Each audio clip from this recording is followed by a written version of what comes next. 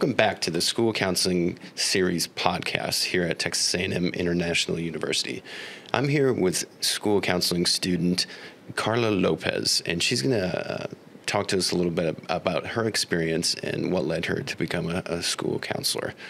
First of all, thank you so much for being here, Carla. I appreciate it. No, thank you for the invitation. Of course. So what educational experiences did you have that led you to want to become a school counselor? Well, I've been a teacher for about 6 years, and at the beginning I didn't pay much attention to the role of the school counselor because it was it's kind of difficult to have, the counselor to go to the baby students because I was a pre-K3 teacher at the beginning. But then as they moved me to fourth grade, I started looking at the need and the importance of having a school counselor available to our students, not only to serve them academically, but also emotionally. Just like a couple of days ago, you can see that, especially in the testing time, we have students that they need that break and that they need to have that conversation with someone else that is not the teacher. So I started looking at those different, especially the students that need to have that one-to-one conference with the counselor. She does have some students that they go with her as a group, but I started looking at that need, the students having a moment to talk about what they're anxious about, where they're struggling, their attendance, different things like that, and that captured my attention. I want to be that teacher. Right now that I'm a teacher, but I want to be that person that they go to when they need something, that they can trust. Mm-hmm.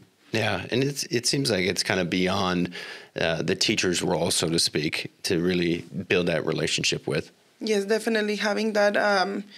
Like you mentioned, being the teacher, being the closest person that they have in the school that they know that they can trust and share information with. Mm-hmm. So what has stood out to you the most, Carla, about your experience in the Master's of Science School Counseling program here at TAMIU? I think the very first thing that, because that's something that you learn at the beginning, the role of the school counselor. I guess as a teacher, again, I never had the opportunity to see okay, this is what she does, or this is, and I'm referring to because the counselor that we have at the school is a female. So I've never got to see what she would do. We don't have a lot of time to stop and be okay, this is what she does. But the very first thing that we learned, it was what is the responsibility of the school counselor. Mm-hmm. So for me, it was oh my goodness, it was very different to what I was expecting. I thought that because they do have a lot of administrative roles, I guess, that they shouldn't do. And I guess that I wish that they had more time for the students. And something that I really captured my attention as well is the importance of making, for example, you have your own idea of planning, like a guidance program, a school counseling guidance program. You have that opportunity to be okay, this is because in our school, even though that is very small, I know that we have very particular students that we need something specific. Mm-hmm. So since we are close to the downtown, is something that I know that my students have different needs than in other schools. So that's something, I guess, learning about that role and also how I can help as being a school counselor. I guess that the role and not only that is not only her, but also being a part. I guess I learned about all of that as the role and also being what important part she plays in the school system. Mm-hmm. Because I guess if she was not there, what would happen to those students? I do think that that's something that stood out the most, the role of the school counselor and also how important she is in the school system. Mm-hmm. Is there anything else that you would like to share regarding the role of a school counselor? I think that something that is very important is the fact that the relationship that the counselor needs to have with the teachers, with administration, and the community.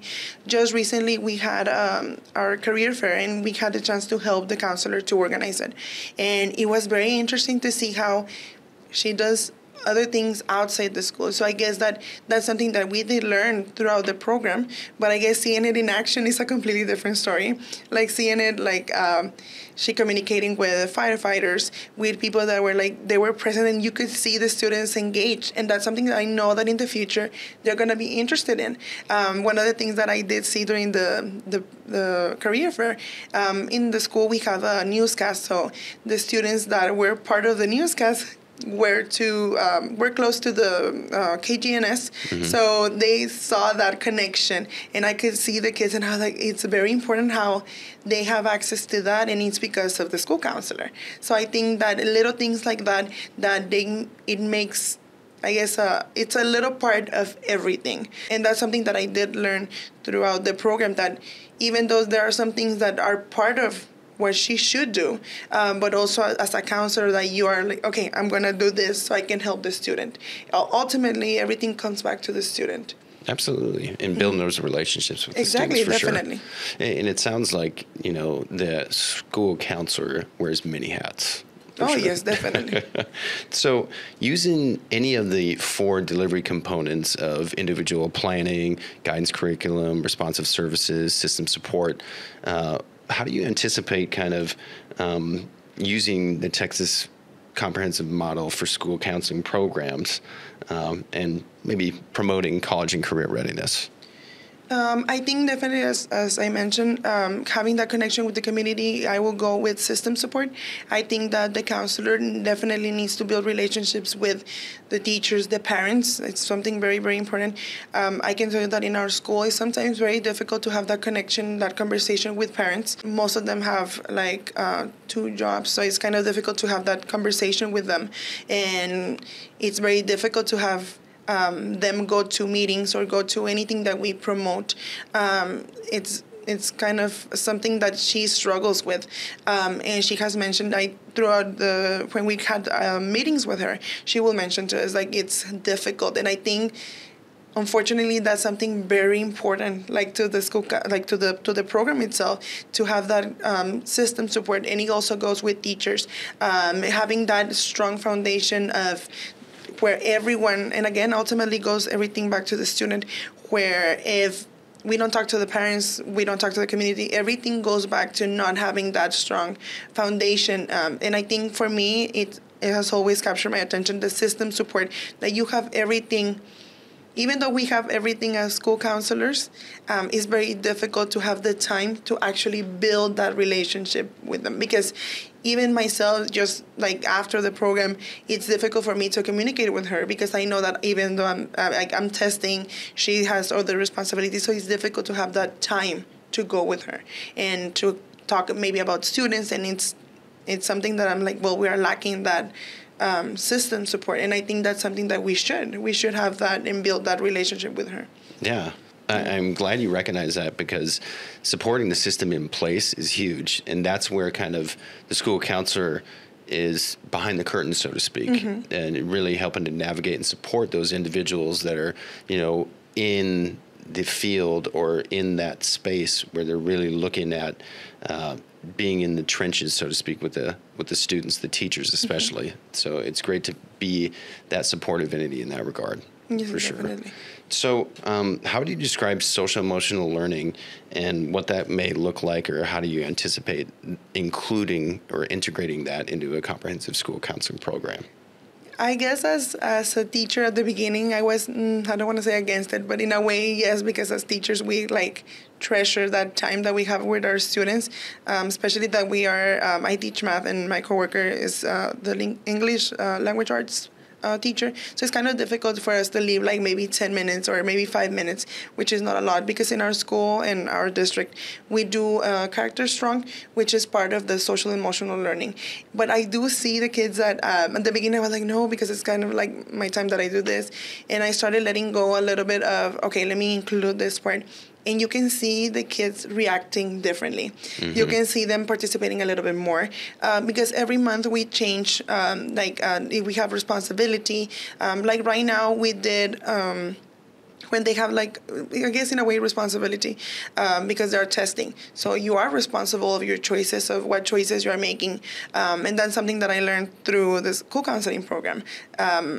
that you make your own choice of being a good student, or I'm choosing to not play today. And I always tell them that you're making a choice today of being here in school and to learn and to become better. So I think that goes back to everything, to social emotional learning, where I see myself in the future taking my time let's talk about how you feel today. Just little things here and there that they can feel that I care for them, that there's someone in the school that they're if they don't go, they're gonna be missed. If they don't show up, that we will look for them, and that's something that for me is very important. I see it myself in the future, stopping and be like, I think that today we're gonna talk about family, or today we're gonna talk about how you feel with this class.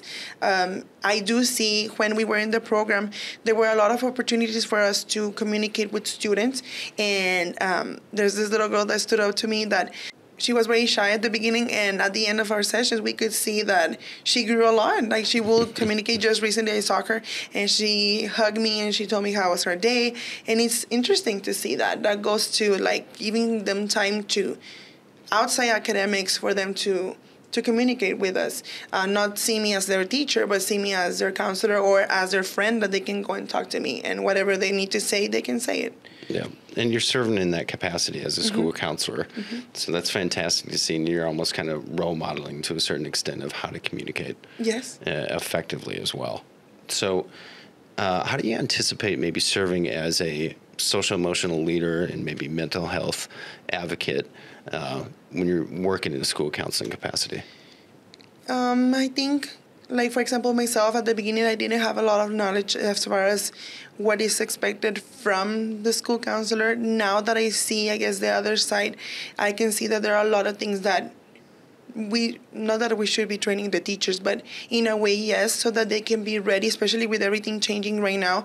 I think I saw a lot of this things that are needed after COVID, and not only after COVID, but after everything that I guess is changing in a way, technology-wise, that a lot of these students, they don't know how to communicate. They don't know how to talk to someone else. They don't know how to ask things. So it's kind of difficult in that way. I see myself not training them, but making sure that the teachers are ready to and prepared to communicate with students when something is happening. We don't know how, as teachers, I mean, I see the other side, that I don't know how I would react if I have an emergency situation. And now I know because of everything that we learned. Like, I will make different things to make sure that the student is safe, and it is because of the program. I see myself as I guess in the future trying to, I guess, provide that awareness and promote awareness of mental health, and for them to be like, it's okay to say, I'm not okay, I need to take a break, I need to, and that's something that I always tell my students. It's okay to be, like, not okay. Tell me when you need a break. Tell me when, it's okay. I can make a pause and we can move on and put a pause on our academics for a little bit, and then we continue later. And I think it's because of the program that I can do that now. I'm glad to hear that you're kind of incorporating that, and you're going to take that moving forward when you're working as a school counselor, because I think it's definitely important to let them know that it's okay not to be okay, like you said. So I appreciate you kind of sharing that as well. Moving forward, how do you kind of anticipate maybe integrating the competencies of social emotional learning, like self-awareness, self-management, empathy, things of that nature, into your comprehensive school counseling program? I think in the future, something that I do see, for example, with my students, it's very difficult for them to see themselves in someone else's shoes. Like, I do see them sometimes, like, it's because they did this to me, and I always tell them, okay, make a pause, like, take your time, and let's look at what's going on in reality. Because I think that self-awareness, empathy, and all those things that you mentioned, they go back to not being able to, and I don't want to blame technology, but in a way, yes, because we had that year that the students wouldn't communicate with one another. So they came back to us, and it's very difficult for them to communicate, to actually stop and be like, what is going on? Why am I doing this? Why am I behaving this way? So I guess as in the future, I hope that changes a little bit, that it can be something that if we are planning a school counseling program, that we go back to that and making sure that the students are not only safe, but that they are okay with going to school. that is not only about learning, but also about, and that's something that I also learned through the school counseling program, that is not necessarily because as a teacher, I'm always focused on, okay, they need to learn, but where is that part that we miss because of the after the COVID era, I guess, in a way, that they're missing that empathy, that they don't know how to communicate, that I would like for them to have that back, that they can, because what's going to happen, sometimes I have students that they're just sitting and they're not telling me anything, and I'm like, you need to tell me, you need to share what's going on, and if you're not understanding, it's okay to ask. But that goes back to not being able to have that empathy or that self-awareness of, okay, let me stop and something's happening to me. Let me talk to the counselor. Let me go ahead and just take a break, like as simple as just taking a break. But I learned that, again, thanks to the school counseling program, that part of like, it's okay to make a pause and not always about academics, I guess, in a way, because now I learned that other aspect of school counseling. Yeah, and that makes a lot of sense. And I think really being intentional about taking those pauses, you know, and especially after COVID, like you said, you know, if students aren't aware of that or not necessarily know how to do that, it's great as school counselors to really show them how to do that and let them know that it is okay. And it sounds like that's what you're planning on doing. Is there anything else that you'd like to share to someone that may want to pursue a Master's of Science in School Counseling at TAMIU? I think that it's an amazing program. Not only does help you to learn, I learned a lot of things, a lot of strategies, a lot of theories that I was not aware. Maybe I did learn when I was like in my undergrad, but never closely as right now. It is an intense program. It is something that you need your dedication, but totally worth it. I think it's something that I learned not only about, again, the strategies, but also about myself. I think that now, even when we had the sessions with you, like when we were talking, like, because we did feel overwhelmed sometimes, and just talking with someone else, that it was like, okay, we went through this, and we sharing that, oh, I had trouble with the student, or just that moment that we stopped, I think it made me more aware of myself and how I behave with others, why am I acting the way I'm acting, why am I stressed about this, if it's out of my control. Like I've been applying a lot of the theories to myself and to my work environment, that definitely I feel like a better teacher because of that.